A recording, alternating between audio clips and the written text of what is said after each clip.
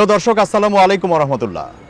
Pan vision টেলিভিশনের বিশেষ আয়োজন লাল জুলাইয়ের গল্পে আমি জহিরুল ইসলাম টুটুল আপনাদের সবাইকে স্বাগত জানাচ্ছি। আমাদের আজকের অতিথি জাহিদুল ইসলাম বাপ্পি। তার কাছ থেকেই তার বাকি পরিচয়টুকু আমরা জেনে নেব এবং একই সঙ্গে সেই আন্দোলন সংগ্রামে তার ভূমিকার গল্পটুকু আমরা জানব।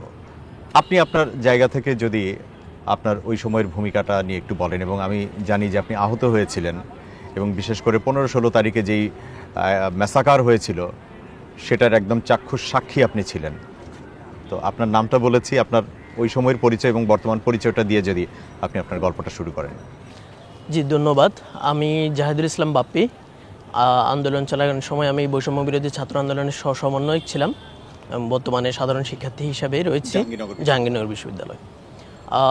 আপনারা জানেন যে আমাদের কোটা আন্দোলনের যে কোটার পক্ষে প্রথম রায়ের বিরুদ্ধে আমরা 5 জুন আমরা সর্বপ্রথম আমাদের ক্যাম্পাসে আমরা মিছিল করেছিলাম, প্রতিরোধ মিছিল।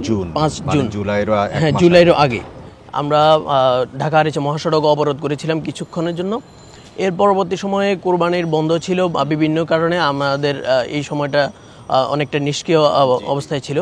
কিন্তু পরবর্তীতে জুলাইয়ের শুরু থেকে যখন কোটার বিষয়টা হাইকোর্ট কর্তৃক বহাল রয়ে গিয়েছিল, তখন সেটা আমরা আসলে আর মেনে নিতে পারি নাই। আমরা সাধারণ শিক্ষার্থীদেরকে ইনভলভ করেছিলাম। তখন আমরা লাইব্রেরিতে গিয়ে শিক্ষার্থীদেরকে প্রথম দিকে, জুলাইয়ের একবারে প্রথম দিকে আমরা তাদেরকে আহ্বান করতাম যে আপনারা আসুন, আমরা এই কোটা, আমরা এই বৈষম্যের বিরুদ্ধে আমরা সবাই একসাথে লড়বো। আপনারা যারা লাইব্রেরিতে সময় কাটাচ্ছেন, আমরা চাই না যে আপনাদের এই কষ্টগুলা অন্য কেউ কোটার মাধ্যমে অন্য কেউ নিয়ে যাক।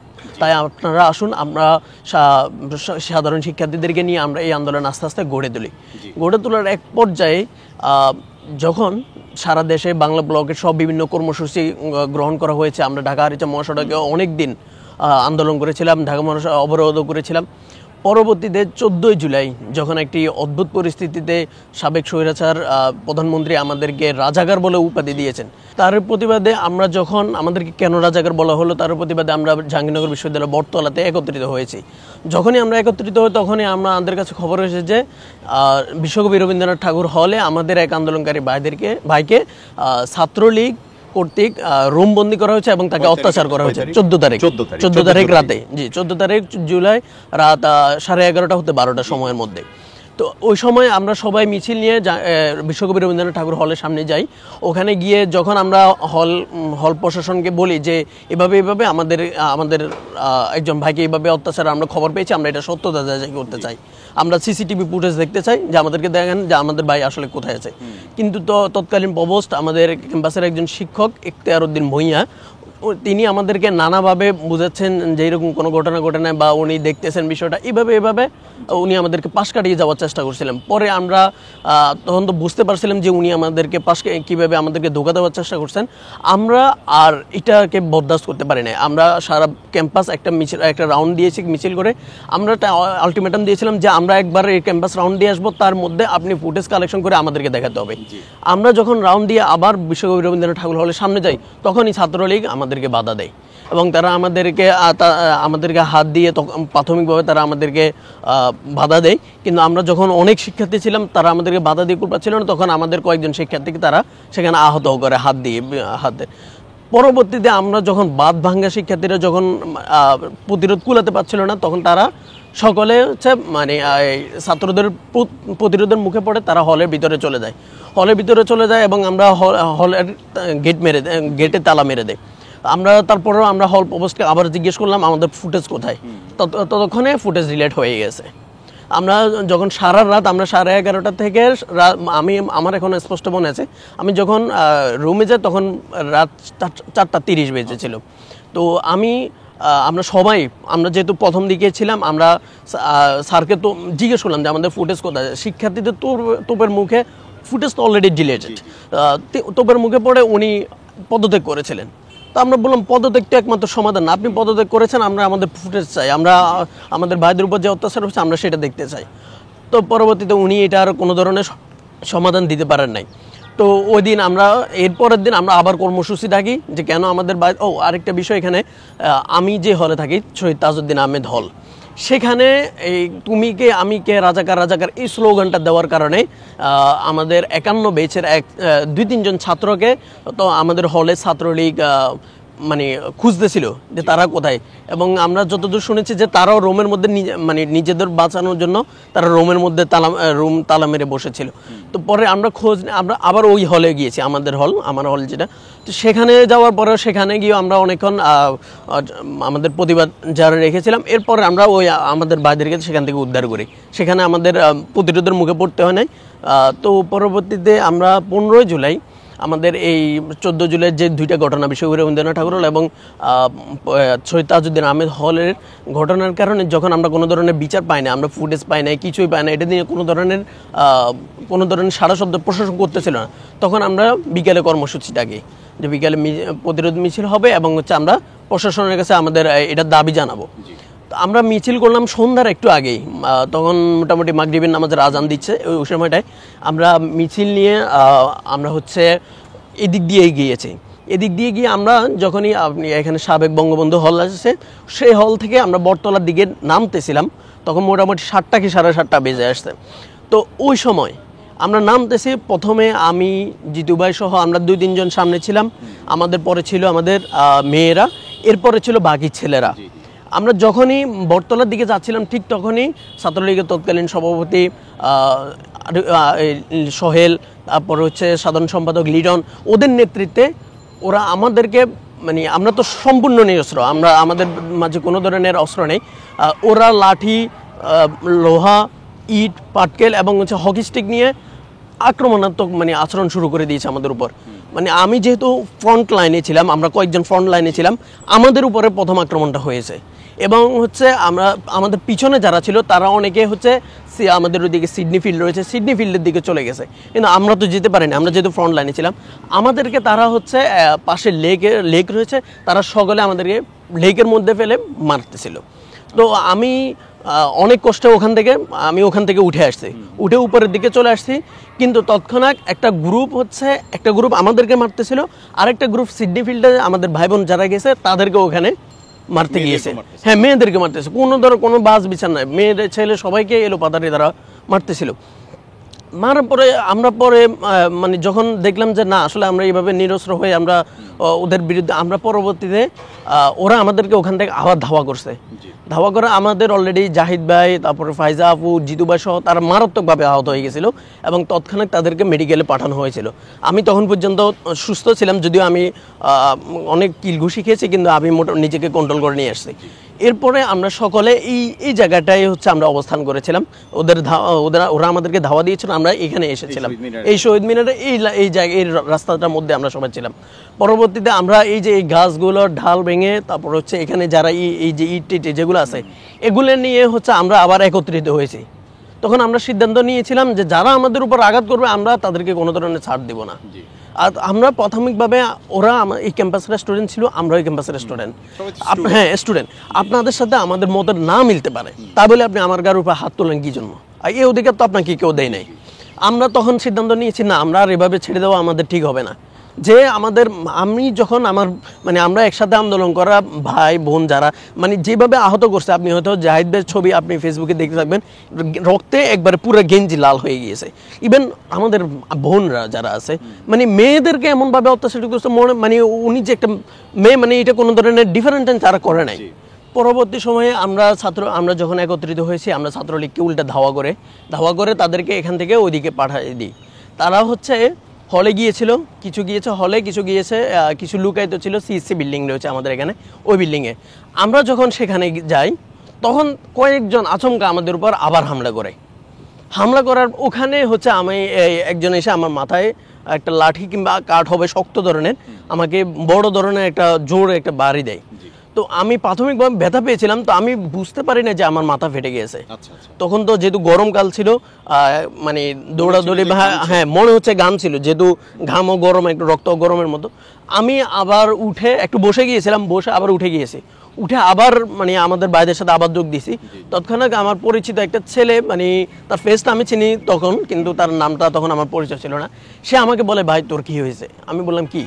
তখন আমি হাত দিয়ে দেখি আমার পুরা শরীরে এখান থেকে পুরো রক্তে পুরোটা লাল হয়ে গেছে। আমি আল্লাহর রহমতে আমি খুব বেশি আহত আহত যতটুকু হয়েছে, কিন্তু আমি নরম হয়ে যায় নাই। আমি নিজ পায়ে হেঁটে আমি এখান পর্যন্ত এসেছি। এসে আসার পরে আমাকে একজন ছেলে বাইক দিয়ে আমাকে মেডিকেলে নিয়ে গিয়েছে। মেডিকেলে নেওয়ার পরে সেখানে আমাকে বললো যে প্রাথমিকভাবে আমার রক্ত বন্ধ করা হয়েছে, কিন্তু আমার মাথায় সেলাই প্রয়োজন ছিল। তো তাৎক্ষণিক হচ্ছে আমাদের যেহেতু অনেক ভাই বোন ইতিমধ্যে আহত হয়ে গেছে, কোনো অ্যাম্বুলেন্সও ছিল না যে আমাকে হাসপাতালে নিয়ে যাবে।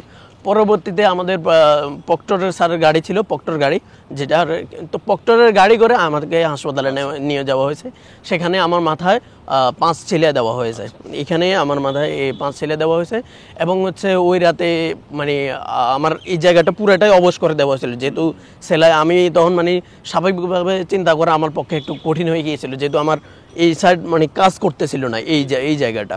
তো এরপরে আমি ভাবলাম আবার ক্যাম্পাসে এসে হ্যাঁ, ওই অবস্থা আমি চাচ্ছিলাম যে আবার ক্যাম্পাসে আসতে চাচ্ছিলাম, কারণ যে পরিস্থিতি আমি দেখে গিয়েছি, আসলে এই পরিস্থিতি আমি আমার ভাই বোনদেরকে ছেড়ে দিতে আমার খুব মন চাইতেছিল না।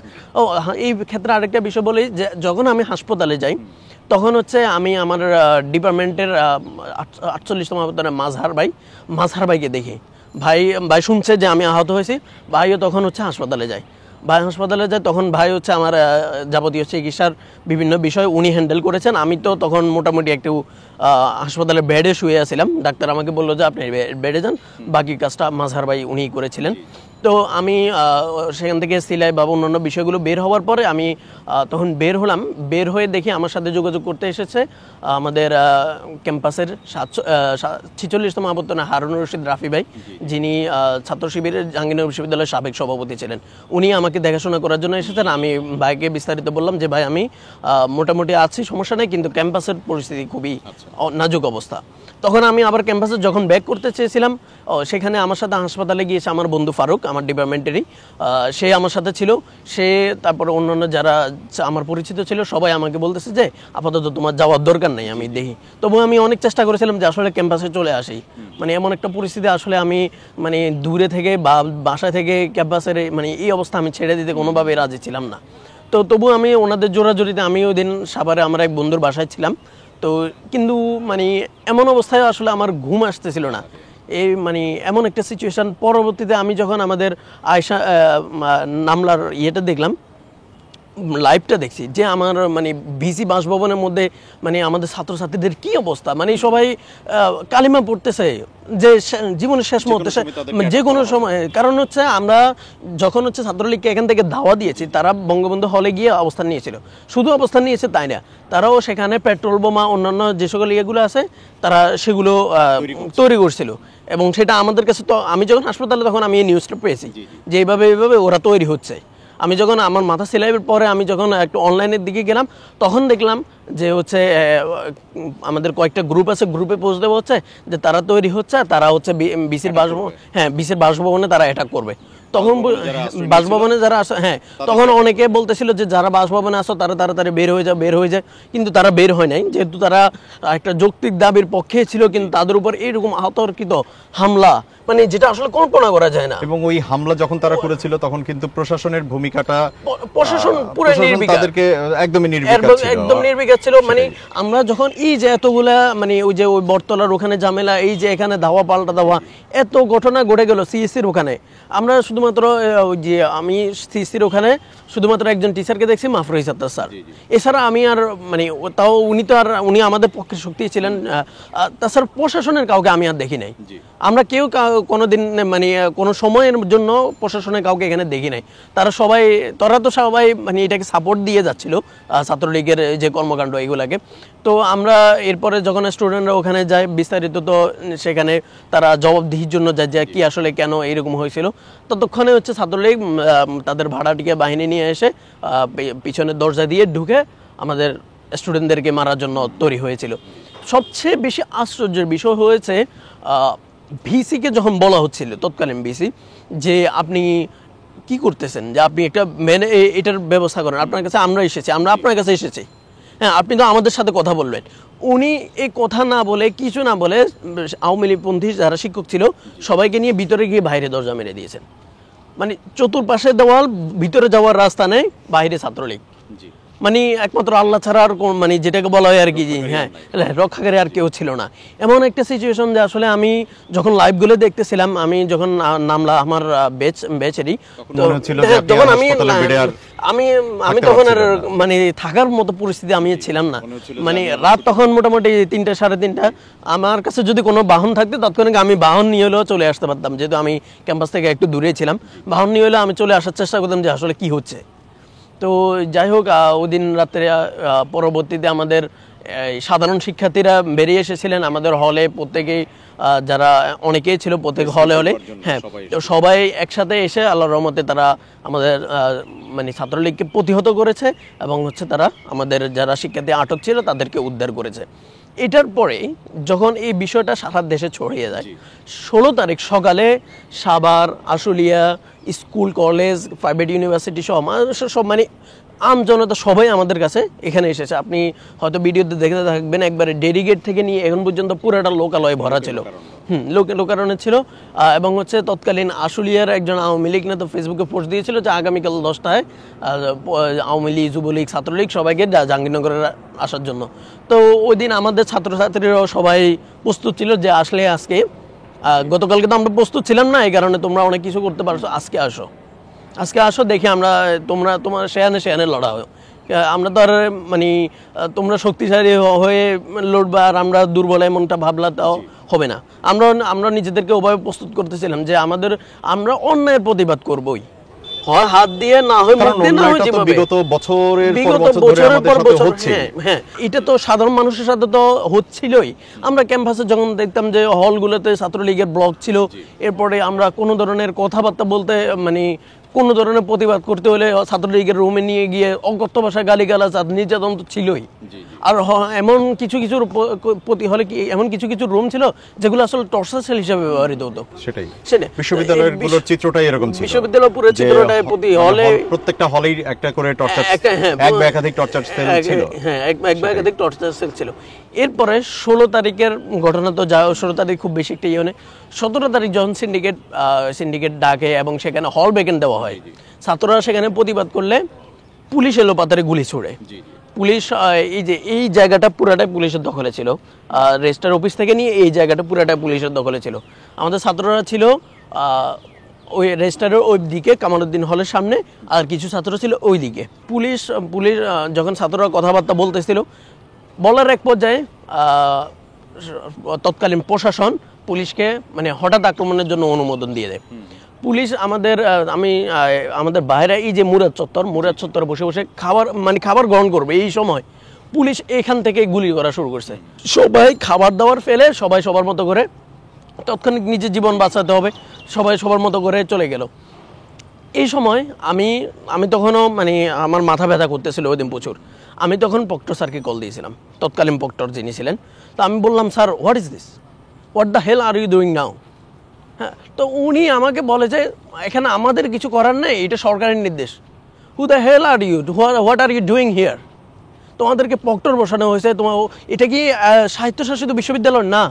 আমি সেম এভাবে প্রশ্ন করেছিলাম, স্যার এটা কি স্বায়ত্তশাসিত বিশ্ববিদ্যালয় না? আপনাদের কি কোনো ধরনের স্টেপ নেওয়ার অধিকার নেই? উনি বলে সরকারের নির্দেশ। আমি বললাম, তাহলে এটা স্বায়ত্তশাসিত আপনাদেরকে কেন দেওয়া হয়েছে? আপনারা কি সরকারের গোলাম? আমি এইভাবে প্রশ্ন করেছিলাম। উনি আমার কোনো কথা উত্তর দেয় নাই। উনি জাস্ট একটা কথা বলতেছিলেন, এটা সরকারের নির্দেশ। তা আমরা সরকারের নির্দেশে আপনি আপনার ছাত্রদেরকে আপনার সামনে পাখির মতো গুলি করে মারতেছে, আর আপনি কি করতেছেন?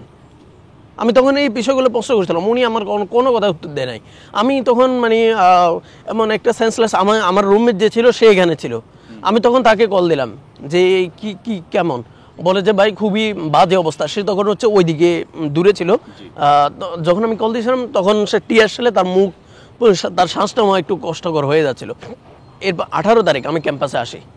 আমি বললাম যে না, আমি ক্যাম্পাসে যাবো। আমার বন্ধু না করছিল যে যাস না, এখন পরিস্থিতি খুবই খারাপ। আমি বললাম না, যাবো, গিয়ে দেখি কি হয়। তো আমি একাই হচ্ছে আমি সাভার ছিলাম, সাভার থেকে একাই আমি গাড়ি পাচ্ছিলাম না, পরে ভেঙে এই এমএইচ গেট দিয়ে আমি এখানে ঢুকি। তো ঢুকতে হচ্ছে এই রাস্তা থেকে একবারে পুরা হল সবগুলোর সামনে পুলিশের অবস্থান। তো আমি তৎকালীন ওই যে পুলিশ আবদুল্লাহ রাফি এএসপি ছিল সম্ভবত এই দিকে, তো তার নেতৃত্বে আমি দেখছিলাম যে তার নেতৃত্বে হলগুলোতে সিলগালা করা হচ্ছে। হ্যাঁ, আমি যখন যাচ্ছিলাম এই ভাসানী মাওলানা ভাসানী হলের সামনে দিয়ে, তখন সে এই তার অন্যান্য ফোর্স নিয়ে মাওলানা ভাসানী হলের সিল মেরে তখন হচ্ছে সে সামনের দিকে এগোচ্ছিল। আমি আমার হলে গেলাম, হলে গিয়ে কাপড় চোপড় নিয়ে বের হলাম, বের হতে হতে দেখি সে আমার হলের সামনে। পরে আমি একটু ভয়ও পেয়ে গিয়েছিলাম। এরপরে হচ্ছে আমি মেডিকেলে গেলাম, ওখান থেকে আমার মাথায় যেহেতু ব্যান্ডেজ, আমার মা একটু ইয়ে করার জন্য, ড্রেসিং করার জন্য। তো যাই হোক, আমি সেদিনের মতো চলে গেলাম, কিন্তু আন্দোলন তো আমি বন্ধ করি নাই। এরপরে 19 জুলাই আমাদের আবার কর্মসূচি দিয়েছিলাম আমরা আবার কর্মসূচি, হ্যাঁ, ক্যাম্পাসে আমরা সবাই মানে যে যেখানে ছিলাম সেখান থেকে আবার আসছি ক্যাম্পাসে। এসে আমরা এই জায়গাটা, আমরা এখানে শহীদদের গায়েবানা জানাজা পড়ছিলাম। এখান থেকে গায়েবানা জানাজা পড়ে আমরা হচ্ছে ঢাকা আরিচায় গিয়েছিলাম। ঢাকা আরিচায় গিয়ে সেখানে আবার আমাদের অবরোধ কর্মসূচি জারি করেছিলাম। তো ওখান থেকে থাকার পরে ওই দিন আর খুব বেশি মানে কেউ, ওই দিন একটা ঘটনা ঘটেছিল। সে হচ্ছে সাভার থেকে আমাদের কাছে কল আসতেছে, সাভার থেকে টোকাইয়ের দলরা আমাদেরকে আক্রমণ করতে আসতেছে। তো আমাদের যেহেতু আশেপাশের মানুষজন ছিল, আমরাও ছিলাম, মোটামুটি ভালো একটা সংখ্যা ছিল। তো আমরা বললাম যে আসুক, সমস্যা নেই, আমরা মোটামুটি একটা প্রস্তুতি নিয়ে রেখেছিলাম। তো তারা আসছিল, তারা এসে ওই দিক থেকে, সাভার দিক থেকে এসে আমাদের মীর মোশাররফ হোসেন হল আছে ওখান দিয়ে ঢুকতে লাগছিল। তা আমরা শিক্ষার্থীরা 2 ভাগ হয়েছিলাম তখন। এক ভাগকে আমরা এখান দিয়ে ভিতর দিয়ে পাঠাইছি, আরেক ভাগকে আমরা রাস্তা দিয়ে পাঠাইছি। আমরা রাস্তা দিয়ে পাঠাই, 2 ব্যাপারে পাঠাই, আমরা ওদেরকে প্রতিহত করছি এবং তারা আমাদের প্রতিহত দেখে তারা পালাতে বাধ্য হয়েছিল। তো যাই হোক, আসলে এই গল্পগুলো মানে এগুলো তো গল্প না, কোনোটাই সবই জীবন্ত গল্প যেটাকে আমরা বলি। কখনো কি এটা মনে হয় যে জুলাইতে আপনার যে অবস্থানটা ছিল, 24 জুলাইয়ে, সেই অবস্থানটা নিয়ে আপনার কোনো আক্ষেপ আছে যে আপনার মানে আপনি এটা না করলেও পারতেন, আপনি এর পক্ষে না গেলেও পারতেন, আপনি আন্দোলনকারীদের পক্ষে না গেলেও পারতেন, এরকম কখনো মনে হয়? না, আমার এরকম কখনো মনে হয় না। আমি স্যাটিসফাইড যে আমি আমার সাধ্যমতো নানান ভাবে আসলে বোঝানো হয় যে মেটিকুলাসলি ডিজাইনড, এটা সেটা নানান ভাবে বলা হয়। সেটা যারা বোঝানোর তারা বুঝে। অ্যাটলিস্ট আমি আমার নিজের পক্ষ থেকে স্যাটিসফাইড যে আমি অন্তত জালিমের পক্ষ হয়ে আমি কখনো কথা বলি নাই। আমি মজলুমের পক্ষে ছিলাম, আমি স্বৈরাচারের বিরুদ্ধে ছিলাম। আমি এইটা দ্বারা নিজেকে অন্তত সান্ত্বনা দিতে পারি যে আমি যতটুকু পেরেছি, আমার যতটুকু সাধ্য ছিল ততটুকু দিয়ে আমি এই দেশের মানুষের জন্য যতটুকু সম্ভব হয়েছে আমি মানুষের জন্য কাজ করে গিয়েছি। ভবিষ্যতে যদি আমাদের এরকম কাজ করার প্রয়োজন হয় আমি ততটুকুই করে যাব, আমি আমার সাধ্য মতো। তাহলে তারুণ্য কি ওই পথ পেল অন্তত পক্ষে যে কিভাবে অন্যায়ের বিরুদ্ধে বা অন্যায় আইনের বিরুদ্ধে কিভাবে দাঁড়িয়ে যাওয়া যায়, কিভাবে প্রতিবাদ করলে সেটা অন্তত প্রতিহত করা যায়। বাংলাদেশের মানুষ কিংবা বহির্বিশ্বের মানুষ এটা তো দেখেছে যে মানুষ বা যারা মাজলুম তারা যদি চায়, তারা যে কোনো স্বৈরাচারকে, হ্যাঁ, তারা যদি একটা হয়, তারা যে কোনো স্বৈরাচারকে, যত বড় স্বৈরাচার হোক, তারা তাকে প্রতিহত করতে পারে। আমাদের জান যাবে যাক, প্রাণ যাবে যাক, যা যাবে যাক, কিন্তু আমরা তো মাজলুমের পক্ষ হয়ে থাকতে হবে। হাসিনা পালানোর সময় কোথায় ছিলেন যখন শুনলেন? আমি উত্তরা ফ্লাইওভারেতে ছিলাম। ফ্লাইওভারের ওখানে ছিলেন, তখন তো মেসাকার একটা অবস্থা। এবং আমরা যেটা জানি যে উত্তরায় কিন্তু হাসিনা চলে যাওয়ার খবর যাওয়ার পরেও আমি সন্ধ্যা পর্যন্তই কিন্তু গোলাগুলি, হ্যাঁ, আমি তখনই সেখানেই ছিলাম, গোলাগুলির মধ্যে আমি সেখানেই ছিলাম। আমি যখন হচ্ছে ফ্লাইওভার থেকে নিচ দিয়ে যাচ্ছিলাম, ফ্লাইওভারের নিচ দিয়ে হঠাৎ করে আমার সামনে আসে টিয়ারশেল পড়ে। টিয়ারশেল পড়ার মানে দেখি যে সামনের দিকে যারা ছিল আমার, তারা সবাই মানে পিছের দিকে আসতেছে। পরে আমি চিন্তা করলাম কি ব্যাপার, হঠাৎ এই পরিস্থিতি কেন? পরে আমি নিজে মানে এই পরিস্থিতি আমি নিজে একটু সামনের দিকে গিয়ে আমি আগে খোঁজ নিয়েছিলাম। আমার সাথে আমার এক ভাই ছিলেন উত্তরাতে, উনি আমার থেকে হারিয়ে গেছে, মানে দুইজন দুই দিকে চলে গেছে যেহেতু এত মানুষের বেড়ে। আমি নিজে ওই দিকে গেলাম গিয়ে দেখলাম যে আসলে সিচুয়েশনটা কি। পরে দেখলাম যে পুলিশ মানে আসলে এলোপাথারি শুট করতেছে এবং হচ্ছে টিয়ারশেল মারতেছে। তখন আসলে কারণটা বুঝতে পারি না যে আসলে কি কারণে এমনটা হচ্ছে, এখনো কেন এরকম চলছে। হ্যাঁ, এখনো। তো পরে আমি ওখানে আমি যতদূর খবর নিয়েছি, আমি সেখানে খবর নিয়েছিলাম যে কি হয়েছিল। সেখানে আমার পরিচিত একজন আছে, তো সে আমাকে খবর দিয়েছিল যে সেখানকার যিনি ওসি ছিলেন, সেখানে প্রায় 400 জন পুলিশ ছিল। ওসি 400 জন পুলিশকে রেখে সে পালাই গিয়েছে। আচ্ছা, পালাই যাওয়ার কারণে হচ্ছে মানে পুলিশ এরা তো কনস্টেবল পর্যায়ে ছিল, এরা আসলে সিদ্ধান্ত নিতে পারতেছিল না যে কি করা উচিত, মানে নিজেদের এরকম ঘটেছে কিনা, এতদিন যে কাজটা করেছে সেটাই কন্টিনিউ করবে কিনা। হ্যাঁ, এখন তারা সিদ্ধান্ত নিতে পারতেছিল না যেহেতু তারা উপরের নির্দেশে চলে। তো তারা আসলে আবার এটাও সিচুয়েশন দেখছে যে যদি তারা কোনোভাবে অস্ত্র রেখে দেয় তাদের উপর কোনো আক্রমণ হয় কিনা। হ্যাঁ, এই চিন্তা থেকে তারা পরবর্তীতে অ্যাকশনের সিদ্ধান্তটাই নিয়েছে আর কি। ফলে তারা মানে আর উপরের কোনো কমান্ড ছাড়াই যেহেতু নিজেদের মতো করে তারা অ্যাকশন নিয়েছে, অ্যাকশন নিয়ে যতজনকে ওখানে তখন অনেকে মারা গিয়েছে মানে রাত পর্যন্ত। আমি যদি 5 আগস্টের আরেকটা কথা বলি, সাভারের যে বিষয়টা হয়েছে, সেখানে সাভার থানায় সাভারে আমার এক স্টুডেন্ট ছিল সাফওয়ান হোসেন সদ্য, সে 5 আগস্ট রাতেই মারা গেছে।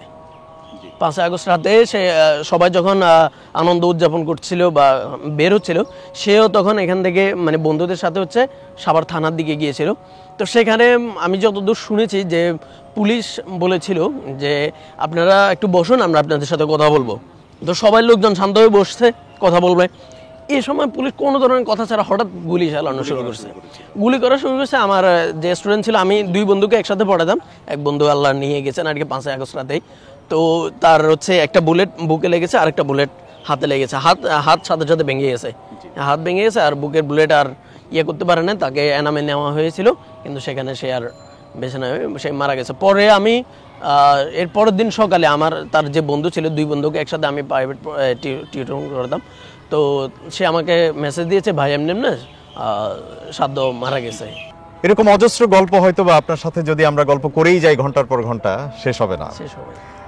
যে মুহূর্তে কথা বলছি, সৃষ্টিকর্তার নিয়ামত, ঝিরিঝিরি বৃষ্টি হচ্ছে, দূরের মসজিদে আজান হচ্ছে, আজানের শব্দটাও আমি জানি না দর্শকরা পাচ্ছেন কিনা। এরকম আজান হতো, রাস্তায় কিন্তু আন্দোলনকারীরা নামাজে দাঁড়িয়ে যেতেন, এবং সৃষ্টিকর্তার কাছে তখন এরকম রোদে পুড়ে বৃষ্টিতে ভিজে দুহাত তুলে আল্লাহ রাব্বুল আলামিনের কাছে কান্না করে আন্দোলনকারীরা ওই ফ্যাসিস্টের যেন পতন হয় সেজন্য দোয়া করতেন। সেই জুলাই ছিল, এই জুলাই আছে। সেই মসজিদের আজান ছিল, আজকেও আছে।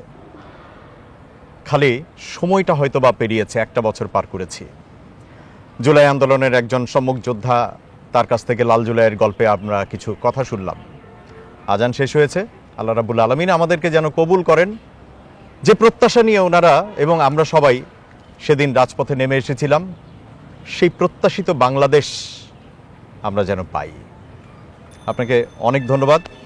আপনাকেও ধন্যবাদ অনেক, এবং আশা করব যে এভাবেই তারুণ্যকে সবসময় উজ্জীবিত করে রাখবেন আপনারা, ইনশাআল্লাহ। দর্শক, আজকের মতো বিদায় নিচ্ছি। আসসালামু আলাইকুম ওয়া রাহমাতুল্লাহ।